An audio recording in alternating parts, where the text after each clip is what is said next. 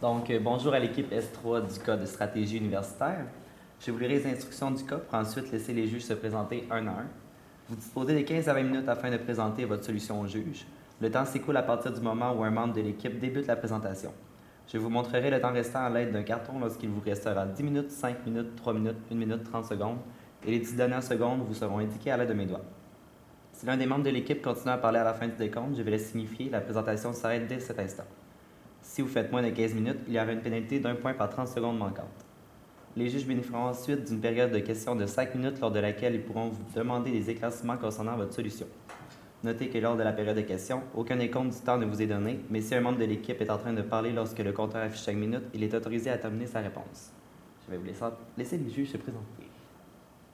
Bonjour, je suis Véronique Martineau, partenaire de la table principale ressources humaines SCGI. Cornel Deschamps, directeur service conseil SCGI. Annie Camus, professeure ressources humaines à l'École des sciences de la gestion à l'UQAM. Le capital humain est au cœur du succès de n'importe quelle entreprise, de la plus petite à la plus grosse. C'est pourquoi c'est primordial d'être capable d'attirer et de retenir les meilleurs membres d'une entreprise. Avec les générations qui changent, l'intégration de la génération Y sur le marché du travail, on fait face à différents changements et variations qui peuvent poser, si on ne les identifie pas et on ne les compte pas bien, des problèmes. Nous sommes CGI, nous sommes convaincus que ce matin, nous avons la solution pour vous qui vous permettra d'aller chercher les forces de cette nouvelle génération qui est les Y. Je vous présente mon équipe, Louis-Vincent Dubourg, Carl Gagné et moi-même, Philippe Lund. Rapidement, au niveau du déroulement de notre présentation, on va vous présenter le mandat sur lequel nous avons travaillé. Ensuite, on va procéder à une analyse de l'environnement, autant au niveau interne qu'interne, la stratégie que nous avons mis au point, l'implantation de cette stratégie-là pour assurer en fait son succès, et nous allons par la suite conclure. Donc, pardonnez la coquille, on ne pouvait pas prévoir ce petit problème-là. Au niveau du mandat, nous devions mettre sur pied une stratégie d'attraction et de rétention des ressources humaines, laquelle va pouvoir assurer une croissance interne soutenue de X, Y, Z, plus compagnie d'assurance. Parmi nos sujets objectifs que nous devions couvrir, c'était des retombées à court terme. Donc, comment que dès demain matin, on peut prendre des actions qui vont nous permettre d'avoir des résultats concrets. Et également, on voulait améliorer la marque de l'employeur par une meilleure communication au niveau là, des talents à venir, si je peux dire, dans l'entreprise.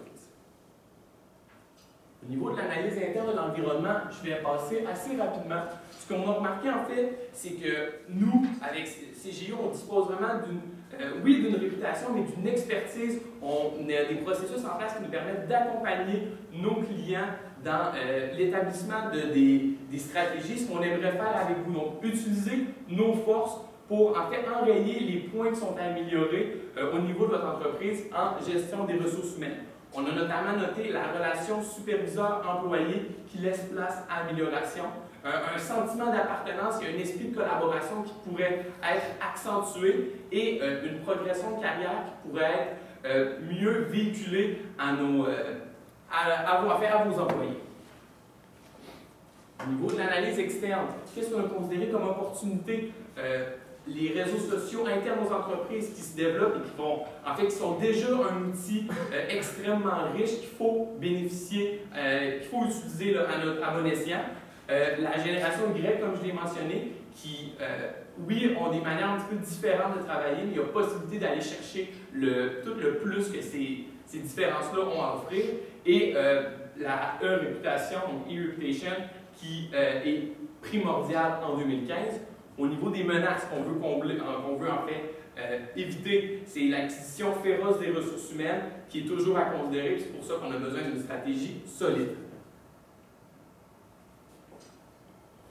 Donc, la stratégie en bref, c'est simple, on l'a divisé en deux étapes, la rétention et l'attraction. Chacun va comporter quelques stratégies, et puis vous allez voir plus tard un certain diagramme qui va, si on suit la rétention et l'attraction, ça va mener directement au succès. Mon collègue l'a dit, rétention, attraction, on décide de commencer par rétention. Pourquoi? Vous vouliez une solution qui était effective le plus rapidement possible. On veut voir des résultats concrets à la fin du prochain trimestre. On juge qu'on doit commencer par retenir et motiver les employés qu'on a déjà dans notre entreprise. Et par la suite, assez rapidement, mais en deuxième lieu, vient l'attraction. Donc, comment on va aller chercher les nouveaux membres, qu'on va les attirer et qu'on va les garder avec nous. Donc, c'est un processus cyclique qui mène directement au succès et ensuite, ça se répète. Donc, en fait, on va passer à la partie rétention. Premièrement, je vais laisser mon ami Philippe vous parler un petit peu de l'implantation d'un réseau social interne dans la compagnie XYZ+. Au cours des dernières années, en fait, chez CGI, il y a eu l'implémentation du réseau Synergie, donc qui est un réseau social interne à l'entreprise, qui est, en fait, je dirais, en général, un réseau comme ça, c'est beaucoup plus, je me répète, mais c'est plus social qu'un simple portail intranet normal que l'information part d'en haut et descend ensuite à qui de droit. Ça facilite beaucoup plus la collaboration entre les employés, l'information circule plus et c'est plus comme une micro-communauté. Donc, oui, une collaboration améliorée, mais un meilleur, pardonnez-moi l'expression, un meilleur feedback instantané. Ça nous permet d'aller briser les limites espace-temps et peu importe on est où, via cette plateforme-là, ça nous permet, c'est ça, d'aller chercher du feedback tout de suite de nos collègues et d'aussi se sentir, à mon avis, plus important parce qu'on est plus capable facilement d'aller donner notre avis sur ce que les autres font et ainsi arriver avec un produit fini meilleur. Donc, on assiste à un meilleur engagement des employés et aussi une meilleure mise à profit des aptitudes personnelles de des aptitudes, en fait, c'est ça, personnelles de nos employés. Donc, cette plateforme-là serait vraiment, à notre avis, importante. Donc, en développer une, vous avez déjà un portail interne, mais le rendre plus dynamique pour vraiment engager nos employés. Puis ça peut devenir aussi une source de, comme je disais, une source de motivation, vu que les personnes au-dessus dans la hiérarchie communiquent directement, mais ça laisse la possibilité aux employés aussi de communiquer avec les personnes en haut d'eux. Donc l'information n'est pas confinée en silo, mais circule davantage. Donc maintenant, une autre implantation qu'on voulait avoir, c'est l'implantation d'un orienteur justement dans la compagnie. Vous avez dit comme problème que c'était difficile pour les employés de voir un futur dans votre compagnie. Donc, on pense qu'il y a l'implantation d'un orienteur qui pourrait les aider avec la progression, les bases salariales, où est-ce qu'ils vont plafonner, comment est-ce qu'ils peuvent avancer dans la compagnie et vraiment leur montrer des objectifs fixes et leur créer, si je peux dire, un chemin jusqu'au ciel de la compagnie au top. Dans le fond, qu'est-ce que ça va faire? Ça va favoriser la progression interne et ça va développer une culture de l'entreprise qui va être un petit peu plus reliée, dans le fond, vers la montée du succès dans le haut de la compagnie parce que les objectifs vont être fixes, ça va être clair, les employés savent qu'est-ce qu'ils doivent faire et comment est-ce qu'ils doivent se préparer et augmenter leur niveau d'effort dépendamment du niveau qu'ils veulent accéder dans votre compagnie. Et en plus, ça va augmenter l'écoute constante et active du personnel parce qu'il va y avoir plus de relations entre les orienteurs et les employés en tant que tels, donc ils vont développer leur relation entre la compagnie et les employés. Une autre option qu'on avait pensé, c'est l'ajout qu'on va implémenter, c'est l'ajout des superviseurs et des chefs d'équipe. Un autre problème dans la compagnie, c'était le fait que les employés se sentaient il y avait une relation interpersonnelle qui n'était pas optimale dans les employés. Ils ne se sentaient pas non plus récompensés et ils sentaient que leur travail n'était pas, si je peux dire, qualifié. Donc, l'ajout de superviseurs qui vont circuler dans la compagnie pour justement venir motiver et pousser les employés à accéder à des niveaux de performance supérieurs. Ça peut être aussi simple qu'un superviseur qui se promène le matin, qui va dire bonjour aux employés, va leur serrer la main, et plus tard la journée, juste les féliciter constamment, quotidiennement sur leur bon travail.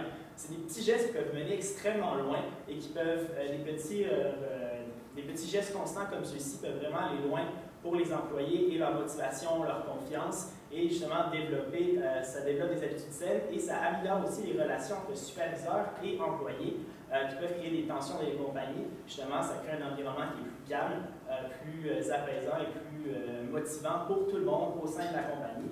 Et ça va valoriser les employés qui vont se sentir respectés et inclus dans la compagnie, d'où un sentiment d'appartenance qui peut grandir avec ces petits gestes.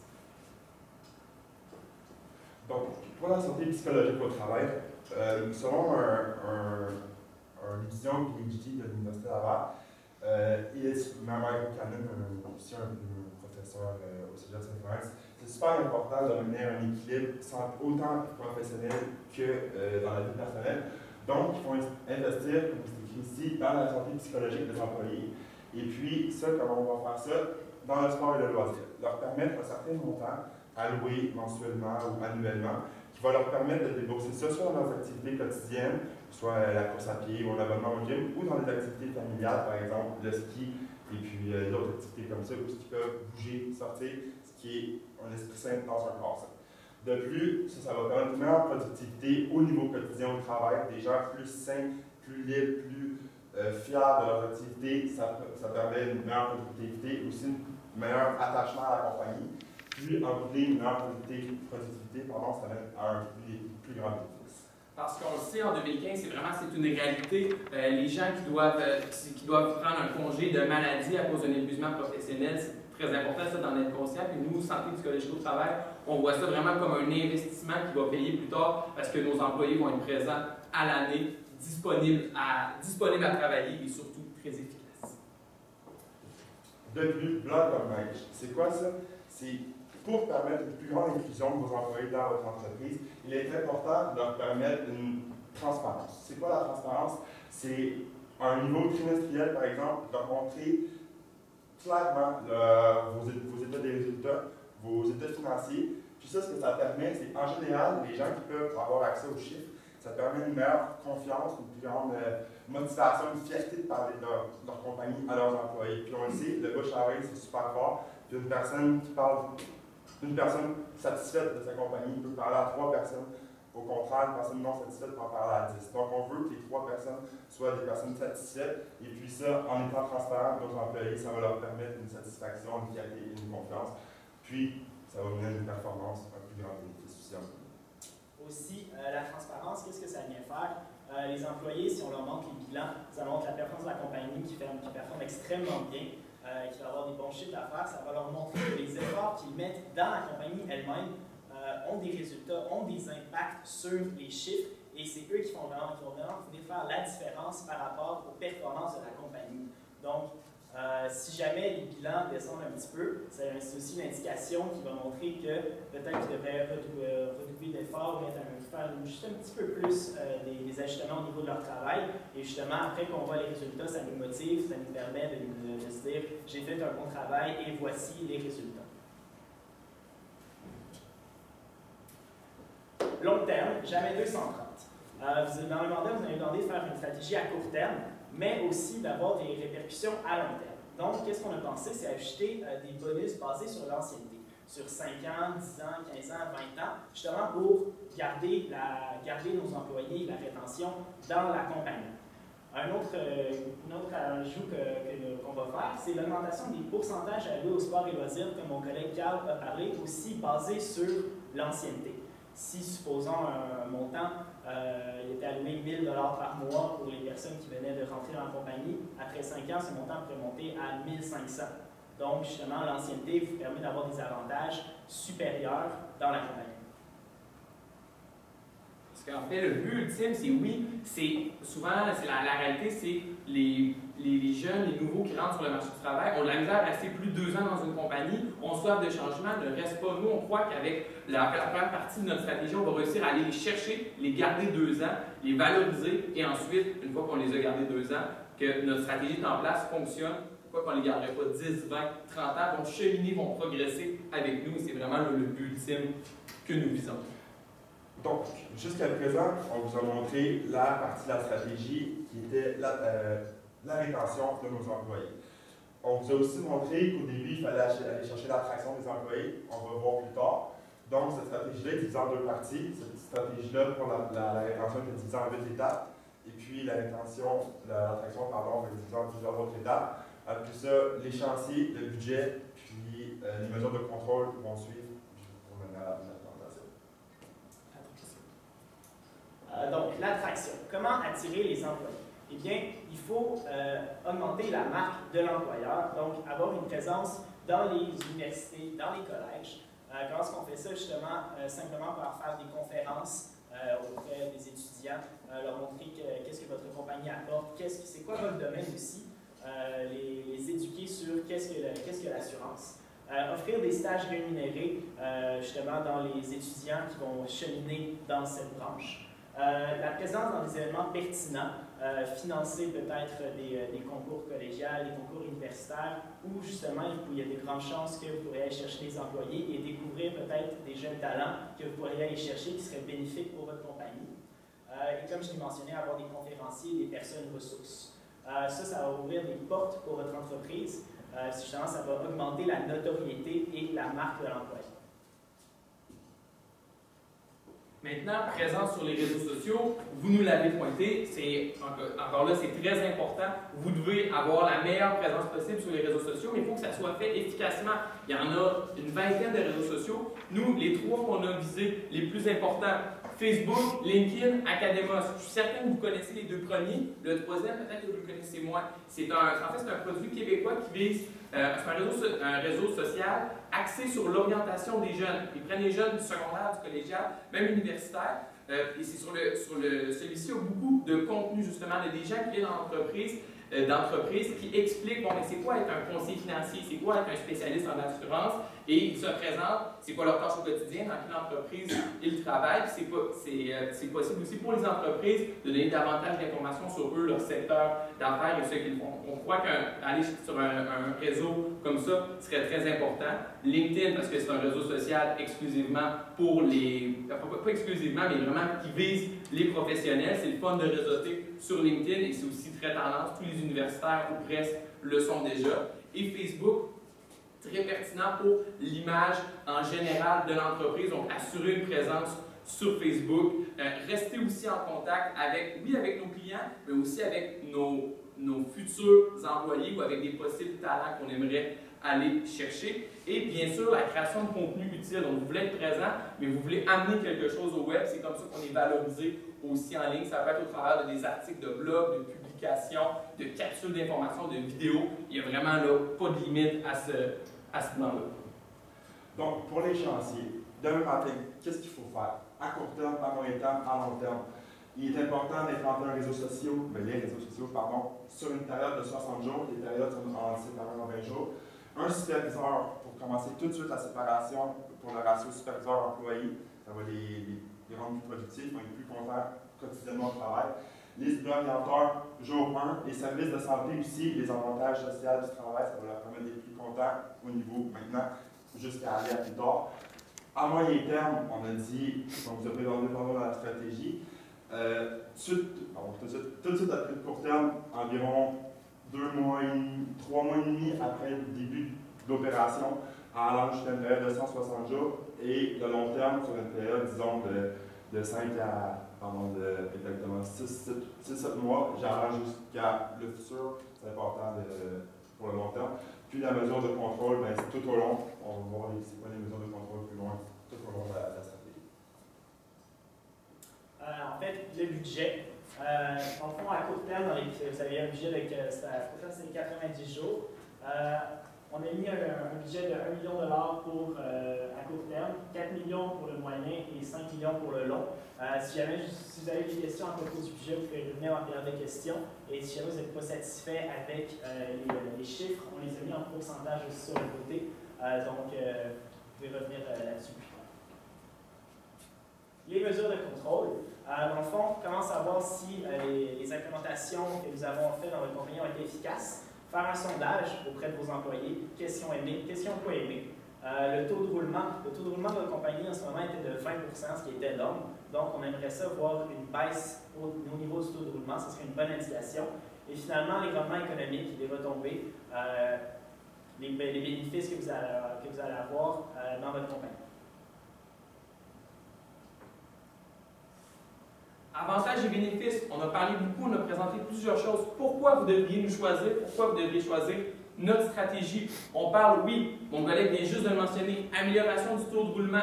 On parle aussi un peu plus gros, l'augmentation de l'efficacité au travail. C'est des mesures, oui, à la base, qui étaient pour la rétention, pour aller chercher des nouveaux talents, mais on a besoin que ceux-là soient efficaces et rapportent à l'entreprise. Donc, que ça rapporte qu'ils restent avec nous et qu'on les fasse cheminer. Ensuite, bien sûr, une meilleure satisfaction des employés, une réputation accrue dans l'industrie, parce que vous n'êtes pas les seuls à faire des assurances, donc on a besoin de garder cette réputation-là. Également, réduction des coûts de formation du personnel. C'est clair, ça coûte cher. Avoir un taux de roulement de 20%, c'est dispendieux à la longue parce qu'on repart toujours à zéro. On forme des nouveaux employés. Donc, on croit qu'avec l'argent qu'on est capable d'aller sauver avec une meilleure rétention des employés, ça vaut la peine de la réinvestir dans ceux-ci. Et une augmentation du chiffre d'affaires, bien évidemment, par la vente. En bref, dites oui à CGI. On a cumulé plusieurs années de savoir. On a une réputation. On ne veut pas juste vendre un produit à nos clients, mais on veut les accompagner, on veut les suivre. Et c'est pourquoi vous devriez dire oui à CGI. Merci beaucoup. Ça va maintenant nous faire plaisir de répondre à vos questions.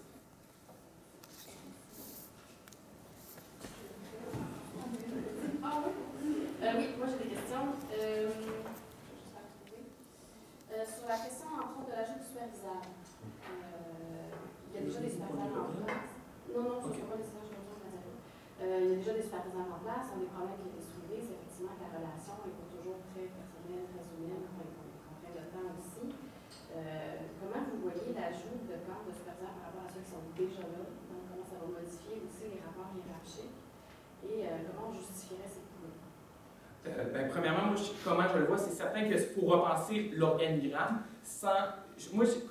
comment nous le voyons, c'était surtout d'en rajouter au même niveau que ceux qui sont déjà là. Donc, pas, à notre avis, pas moins important ou plus important, au même niveau. Donc, améliorer le ratio superviseur-employé pour justement créer une meilleure relation de proximité et rendre ceux-ci accessibles. Donc, de ne pas avoir besoin de, par exemple, prendre rendez-vous avec ce superviseur-là pour pouvoir lui annoncer un problème, donc qui est présent idéalement au quotidien, mais ça peut être au moins quelques fois dans la semaine et qu'il suit de près ses employés. On l'a dit, une relation plus personnelle tout en étant autant professionnel. On ne veut pas qu'ils deviennent des grands chums qu'ils voient la fin de semaine nécessairement, mais c'est ça, plus de proximité. C'est pour ça aussi qu'on croit que ça vaut la peine d'investir là-dedans. Ça va permettre un meilleur suivi des projets et aussi les employés vont se sentir davantage valorisés et importants et non juste comme parfois il y en a qui se plaignent en général dans l'industrie, comme juste un numéro, et quelqu'un va les connaître par leur nom.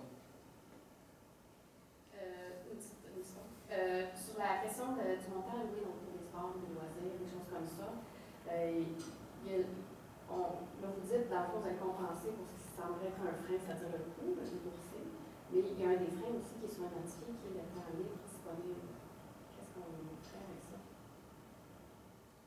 En fait, j'ai pas trop compris exactement ce qu'à vous voulez en avec le temps. C'est-à-dire que le problème, souvent, c'est pas nécessairement un problème de coût. La raison pour laquelle les gens investiront pas en ski, en centre de sport, tout ça, c'est généralement pas un problème de coût, ça va généralement un problème de temps libre. C'est-à-dire que la job la prend plus leur temps, il va juste la famille, ils n'ont pas le temps. Donc ça, est-ce que vous avez une réponse à ça? En fait, ce qu'on voulait dire par montant alloué au sport et loisirs, c'est peut-être pas nécessairement avoir un abonnement de ski ou aller faire du kayak la fin de semaine. Ça peut simplement s'acheter un équipement ou, mettons, aller investir dans des objets qui vont faire en sorte que la vie en tant que telle, soit à la maison ou soit au travail, va être plus efficace, va être moins redondant. Dans le fond, ça peut être un montant qui peut être servi à autre chose que sport et loisirs, jusque dans la mesure si je peux dire, du réaliste. La compagnie ne paiera pas, supposons, 1 000 $ pour ta nouvelle téléplasma que tu voulais avoir dans ton salon. Puis, juste pour ajouter, on le sait, ces temps-ci, l'entraînement puis la santé, c'est important. Puis souvent, on ne peut pas nécessairement y aller tout seul. Avec ce montant-là, alloué, par exemple, quelqu'un peut décider de prendre un abonnement au gym pour sa famille et lui. Donc, la fin de semaine, au lieu d'aller tout seul, ou la semaine après le travail, il peut permettre à toute sa famille d'aller s'entraîner ensemble. Donc, en plus d'être un montant alloué pour le sport et le loisir, c'est une activité familiale qui vient aussi pallier le vie-travail, vie personnelle. Concernant le budget, c'est un budget quand même très ambitieux, très important. Dans quelle mesure vous l'avez donné en dollars, vous l'avez donné en pourcentage? Dans quelle mesure ce que vous avez proposé peut se faire avec des moyens de plus modestes? Bien justement, Comment vous en êtes venu dans le fond, ces montants? on ne possède pas d'informations justement sur les revenus de la compagnie. On ne possède pas d'informations sur votre chiffre d'affaires ni vos moyens. Mais vous faites affaire avec CGI, quand même une compagnie assez importante, internationale, qui a une grande renommée. Donc, c'est pour ça qu'on a mis les pourcentages. On sait que les montants est un petit peu gras, mais on est visé dans ces environs-là justement pour. On a mis une hypothèse. Mais justement, dans le court terme, vous pouvez prendre vos moyens, ce que vous avez présentement, et les associer au pourcentage qui était écrit, qui était présenté au tableau. Donc, ça peut vous donner une bonne idée de comment répartir votre budget.